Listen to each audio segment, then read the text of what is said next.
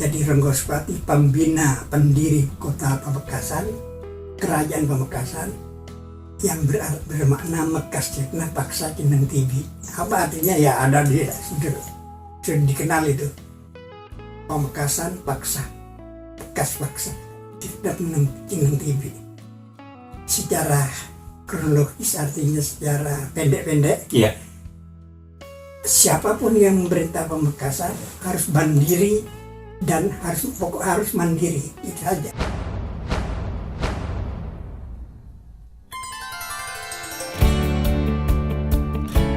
Pemerhati budaya A. Sulaiman Sadik, namanya amatlah dikenal di Madura, khususnya Pamekasan. Hasil pemikirannya banyak dituangkan dalam karya-karya buku, seperti kearifan lokal budaya Madura. Madura dalam sebuah potret, tapak tilas penelusuran sejarah dan hari jadi Pamekasan.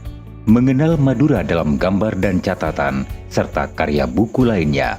Dari catatan aktivitasnya, 20 Mei 2003, A. Sulaiman Sadik sebagai penyaji pada seminar sejarah Pamekasan dengan pembanding Kasih Kebudayaan Dinas P dan K Provinsi Jawa Timur yang kemudian menghasilkan karya buku Pamekasan dalam Sejarah. 17 Desember 2003, A. Sulaiman Sadik sebagai penyaji pada seminar Hari Jadi Pamekasan dengan pembanding Profesor Dr. Aminuddin Kasdi dari jurusan Sejarah UNESA yang kemudian kawan menghasilkan ketetapan Hari Jadi Pamekasan tanggal 3 November 1530. Baik kawan, untuk memproduksi video ini mengenal Ronggo Sukowati Raja Pamekasan. Hari ini saya dapat kesempatan bersilaturahim dan berbincang-bincang dengan A. Sulaiman Sadik di kediamannya. Pak Sulaiman Sadik, kami ingin mendengarkan tentang Raja Ronggo Sukowati dari catatan sejarah. Ya, Raja Ronggoswati ya. Itu sebenarnya bukan raja tertua, bukan. Dalam pencarian hari jadi misalnya, itu dicari raja tertua. Memang bukan, tapi Ronggoswati itu punya kelebihan lain-lain. Jadi kelebihannya itu yang ditampilkan. Sebenarnya putra Ronggoswati itu keturunan dari Majapahit, yaitu Lembu Peteng. Lembu Peteng ini terpaksa mengurai dari depan ya. Silakan. Lembu Peteng itu putra Majapahit Wikramawardhana. Hasil dari seler dari perempuan Cina. Dalam sejarah disebut putri Cina, tidak, bukan putri. Pengertian putri dalam bahasa kita itu putri raja, bukan. Iya. Karena sebelum itu orang Cina sudah memang banyak. Iya. Setelah besar, Lembu Peteng itu dijadikan wakil Majapahit di Madura, yaitu Mengadegan di Sampang. Mengadegan. Kenapa disebut Mengadegan? Karena di sana menghasilkan padek.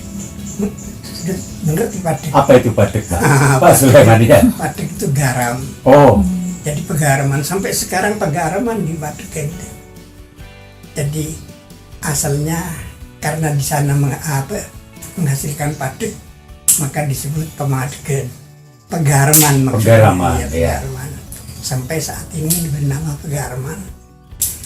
Tapi putra Lembu Peteng itu 3. 1 putri, 2 putra. Lembu Peteng itu beragama Islam. Oh, jadi memang Lembu Petengnya sudah beragama Islam ya? Beragama Islam karena ibunya Islam. Oh. Cina. Islam Cina. Iya. Yang bapaknya tidak, Brawijaya V.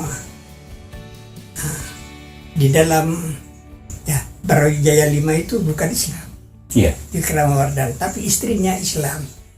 Karena sejak dulu putra itu lebih dekat dengan ibu, maka Lembu Peteng jadi Islam. Kemudian Lembu Peteng itu diceritakan, dijadikan raja muda di Madura, bertempat di Pemadegan itu, di bukan bertempat di Pamadegen. Tempat itu kemudian dinamakan Pamadegen karena di sana menghasilkan garam. Nah, yang mengelola garam itu jual belinya adalah masyarakat Cina. Oh iya. Jadi Cina itu sejak dulu memang andilnya di itu sebagai Di perdagangan ekonomi lah. Punya anak 3, 1 putri, bersuamikan di Pulau Mendengel. Yang satu bernama Aryo Mingir itu berkuasa di Sampang, di Pamadegen menggantikan ayahnya. Iya. Yang ketiga adalah Aryo Mingo. Itu yang menerobos membuka lahan baru. Lahan baru yang kemudian disebut Pemelingan. Pamelingan ya. Pemelingan. Kenapa disebut Pemelingan? Karena sampai tua tidak punya anak beliau itu. Si Aryo Mingo. Aryo Mingo, ya Aryo Mingo. Aryo Mingo, ya. Aryo Mingo tidak punya anak.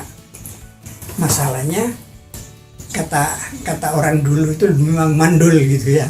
Siapa yang mandul kan tidak tahu saat itu. Iya.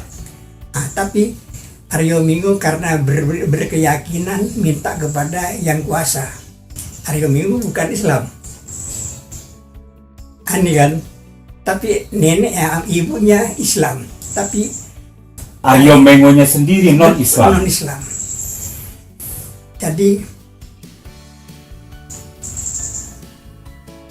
dia menyebutkan bahwa lebih baik minta kepada dewa-dewanya.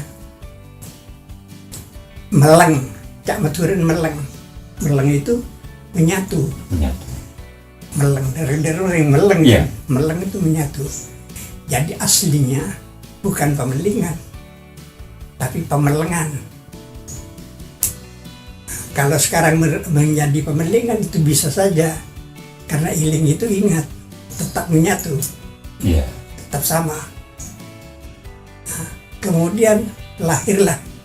Nah, setelah itu membuka kota baru atau daerah baru yang disebut Pemelingan. Disitulah Aryo Mingo itu berminta kepada dewanya, bukan Islam.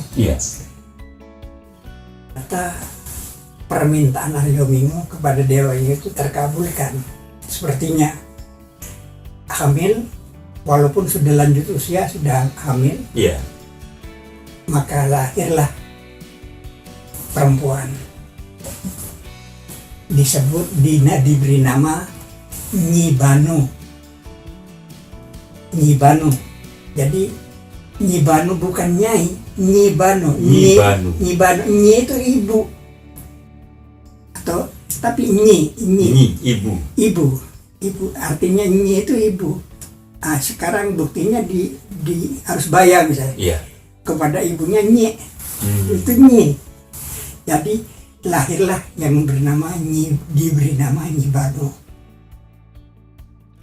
Setelah dewasa dia dinikahkan dengan putra yang saudara ayahnya yang putri yang menikah di Pulau Kangen tuh, pulau apa tuh? Pulau Mendengel.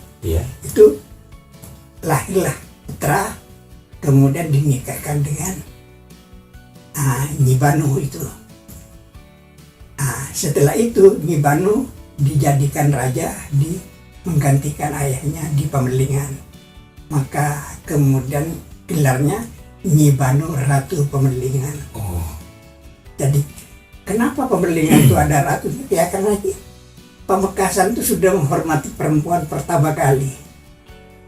Pertama kali Pamekasan itu mempunyai ratu itu tahun 1500-an sudah. Tapi Nyi Banu yang sampun dewasa, pakete bapak itu raja Pamekasan yang kedua, Raja Pemelingan, culuk Nyi Banu Ratu Pemelingan. Setelah Nyi Banu Ratu Pemelingan itu menikah dengan Adipati Pamadegen,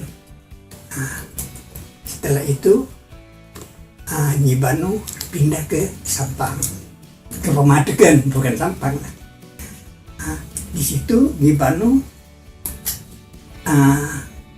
menguasai 2 daerah, Pemadegan dan Pemelingan. Jadi di Pemelingan itu tidak ada yang menjadi raja, hanya masyarakat tunduk kepada Pemadegan karena ratunya sudah di sana. Iya. Biasa itu. Jadi kalau kemudian tahun sekian Pamekasan Sampang bergabung, tidak heran karena dulu sudah pernah bergabung. Tidak heran. Kemudian setelah itu lahirlah anak pertama daripada Nyi Banu itu, dinamakan Nugraha, bernama Nugroho, yaitu ayah Ronggoskowati. Oh. Nugroho itu Bonorogo, asalnya bernama Bonorogo, setelah diangkat menjadi raja menjadi Nugroho. Soalnya Bonorogo itu ada putra dari Nyi Banu, cucu dari Aryomingu tadi.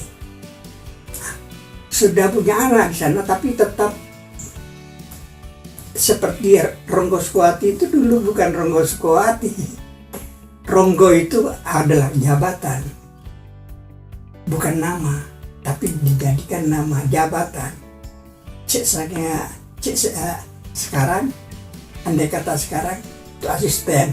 Oh, asisten. Ya. Jadi Ronggo itu bukan nama bukan ya? Bukan nama. Jabatan ya? Jabatan. Ronggo. Cak Maturana Rangke. Ya, jadi Ronggo Gufron, berarti Gufron seorang pejabat. Iya, pejabat. Jadi bukan nama, tapi kemudian sekarang menjadi nama Ronggo Sukowati. Setelah oleh saudaranya dijadikan pengganti ibunya di sana. Ketua, jadi menjadi saudara Ronggoskowati itu yang tertua, dinamakan namanya saya kurang jelas karena terlalu banyak versi, tapi saya sebut saja Adipati Pemadegan. Sejarah kebanyakan menyebut kakak Ronggoskowati itu Adipati Pemadegan, menikah dengan di Sumenep. Sepulangnya dari waktu pergian menikah dari Sumenep, dicempringin di suatu langker, wafat sedang sujud. Islam itu. Jadi putranya sudah Islam. Pastinya main Siding Langgar. Daerah Jambringin. Panjangnya kira-kira 13 meter. Ada pertanyaan pada saya, apa benar Pak, yang namanya Pangeran Jambringin itu Siding Langgar itu panjangnya 13 meter.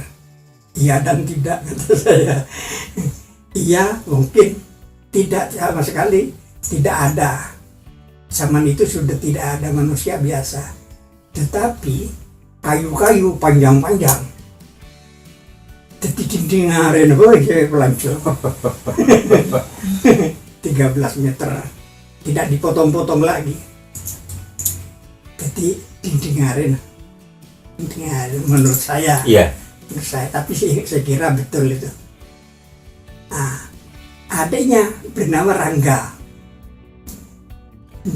Bukan bernama Rangga, menjadi Rangga di suatu daerah di Pemadegan. Setelah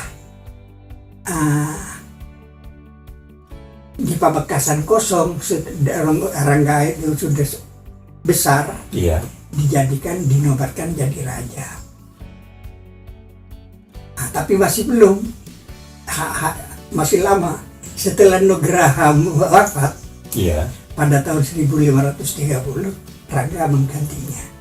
Jadi kemudian Rangga itu mempunyai jabatan sebagai raja dan bergelar Rangga Sukawati. Jadi nama Sukawati itu Jawa. Oh, jadi sebenarnya namanya itu Sukowati ya? Sukowati. Rangga sendiri adalah jabatannya sebelum menjadi raja. Jadi raja, betul. Jadi kemudian setelah digabung menjadi Rangga Sukowati. Sukowati. Ya. Pada tahun 1530 sesuai dengan petunjuk sejarah yang sudah ada.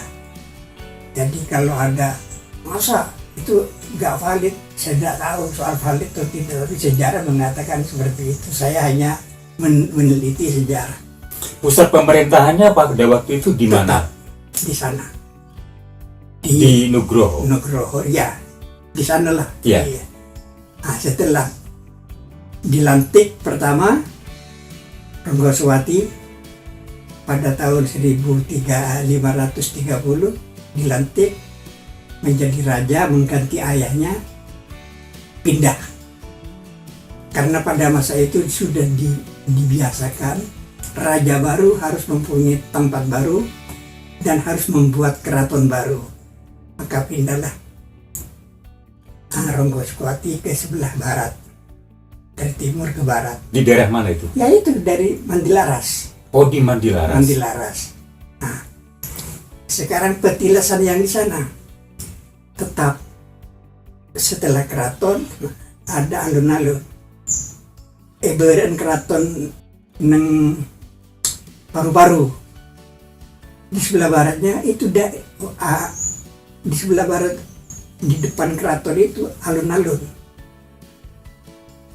Dulu disebut alun-alun mati, alun-alun mate. Itu kampung saya. Jadi saya bekas dari sana. Nah dulu, kemudian tangsi tentara di sebelah di depannya lagi kantor polisi yang sekarang. Jadi urutannya begitu. Keraton, alun-alun, kantor militer. Jadi yang tangsi itu di areal Kapolres sekarang ini, Pak? Iya. Oh iya. Kan berurutan. Iya, berurutan ya.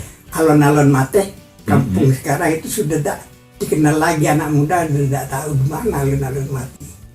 Kenapa? Saya karena anak di sana. Apa dulu kalau mbak saya mengatakan alun-alun mati dari Najong. Jadi memang di sana. Kenapa alun-alun mati? Karena sudah tidak dipakai lagi. Karena sudah pindah. Pindah ke sebelah barat disebut Kerajaan Pamekasan. Bukan Pamalingan lagi. Jadi Ronggoswati pembina pendiri kota Pamekasan, Kerajaan Pamekasan yang bermakna Mekas Cetna Paksa Cineng Tibi. Apa artinya? Ya ada sudah dikenal itu. Pamekasan Paksa, Bekas Paksa Cineng Tibi. Secara kronologis artinya secara pendek-pendek. Iya. Siapapun yang memerintah Pamekasan harus mandiri dan harus mandiri, itu saja. Jadi pesan tak tertulis. Nah, zaman dulu kalau raja baru harus mendirikan keraton baru dan juga nama-nama itu bisa baru semua. Nah, kemudian di mana letak keraton Mandilaras itu? Iya. Keraton Mandilaras itu sekarang itu di sekitar yang dulunya nama Karesidenan Madura, yang sekarang bernama Pembantu Gubernur ya. Iya. Pembantu Gubernur. Di situ kebanyakan orang mengatakan di SMA itu Mandilarasnya, keratonnya. Tidak. Keraton Mandilaras itu di depan kantor rumah dinas gubernur yang sekarang. Itu di depan menghadap ke barat. Menghadap ke barat. Itu ada semacam benteng yang mengelilingi, yaitu dari benteng air.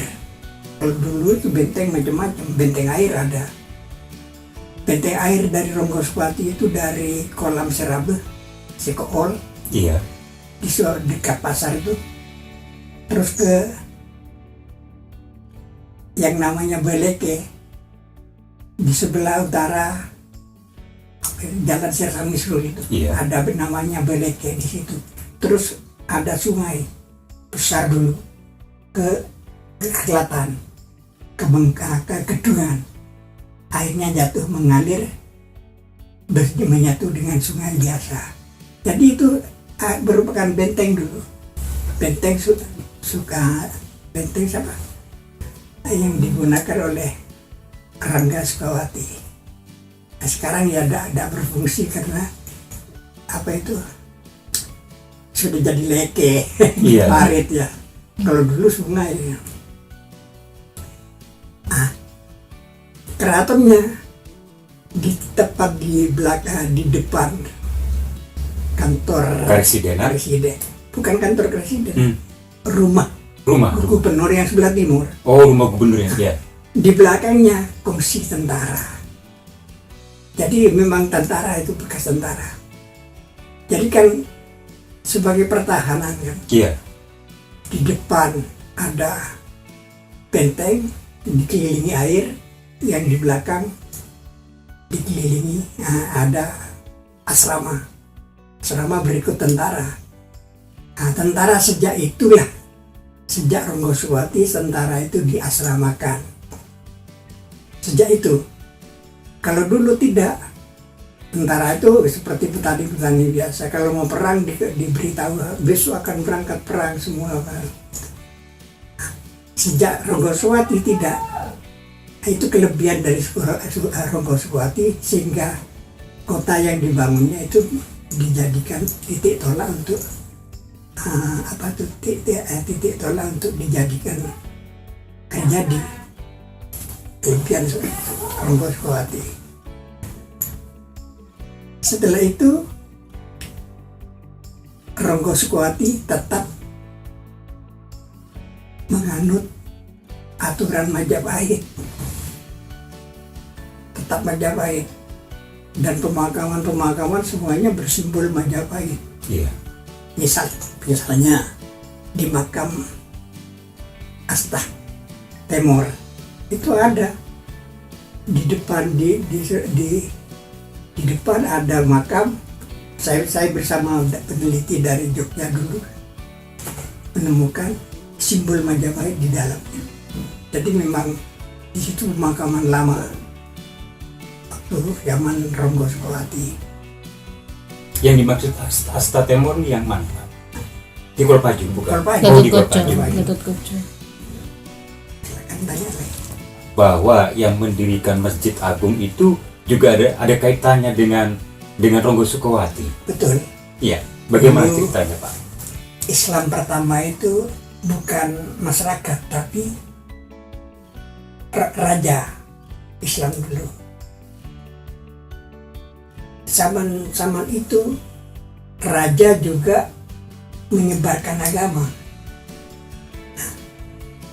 Pertama mendapatkan Islam dari Gresik dan Ronggoswathi bersama sepupu-sepupunya yang di Bangkalan. Kemudian sebagai seorang Islam dia harus punya musola, maka membuatlah musola yang dekat dengan keraton. Musola dulu itu dicarikan tempat yang dekat sungai karena tempat berwudu. Maka dari tempat mandi laras itu serong sedikit ke baratnya yang dekat sungai. Orang dulu menyebut bukan masjid, tapi langker, atau masjid itu sudah langker kopung, Masjid Rato, Langker Rato. Jadi pertama itu Langker Rato. Karena yang membangun Ronggoswathi. Iya, dan itu pun hanya cukup 40 orang lah sholat. Ya. Dek atau jadi bertahan, dan tempatnya yang bertahan sampai sekarang. Tempatnya itu memang di situ. Iya. Nah, sekarang bernama Masjid Agung Asyhada. Ronggoswathi itu kembali lagi kepada Ronggoswathi ya. Ronggoswathi itu banyak saudaranya. Yang pertama menjadi raja, menjadi adipati di Pamatken. disebut saja Pangeran Adipati Pemadeket. Ada namanya, tapi disebut saja apa ya, yang meninggal di Jembringin. Itu saudara dari Ronggo Sukowati. Sukowati kakaknya. Kakak ya. Ya. Kemudian Ronggo Sukowati, yang ketiga yang Pangeran Nur. Pangeran Nur itu menguasai di Belantara. Ahli keris. Maksudnya di sebelah utara wilayah mana itu, Pak? Dari Pakung, Waru, Pasigat, yang kemudian ibu kotanya pindah ke Bruntungan. Terakhir, makamnya Pangeran Nur dibuka kantor apa ya, Bina Marga yang sebelah itu ada makam Pangeran Nur. Pangeran Nur ini ahli keris, ahli membuat keris.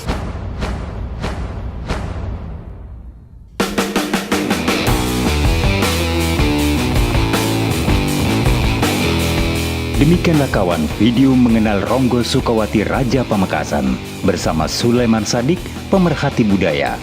Untuk berlangganan video terbaru secara gratis, silakan tekan subscribe. Langit Biru Pamekasan, berbagi manfaat lewat teknologi. Sampai jumpa.